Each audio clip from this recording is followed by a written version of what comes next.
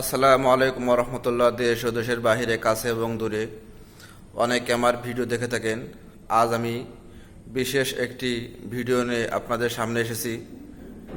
বিষয়টা হচ্ছে, আপনারা জানতে পেরেছেন যে ঝিনাইদহ ৪ আসনের এমপি আনারুজ্জামান সাহেবকে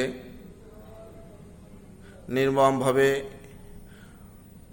হত্যা করা হয়েছে। তিনাকে টুকরো টুকরো করে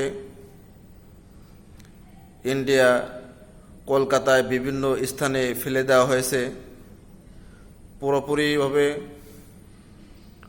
আমি মাননীয় প্রধানমন্ত্রীকে বলতে চাই, তদন্ত করে এই বিষয়টির প্রতি লক্ষ্য করে অনতি বিলম্বে যারা এই কাজের সাথে, নির্মম কাজের সাথে জড়িত, তাদেরকে জনসম্মুখে কঠিন শাস্তির সম্মুখীন করতে হবে।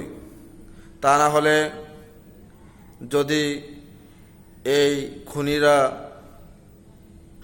ছাড় পেয়ে যায়, তাহলে আপনার দ্বারা দেশ চালানো খুবই কঠিন হবে। অন্য অন্য এমপিদের প্রতিও এরকম হামলা করার সুযোগ পাবে। আসসালামু আলাইকুম ওয়া রাহমাতুল্লাহ।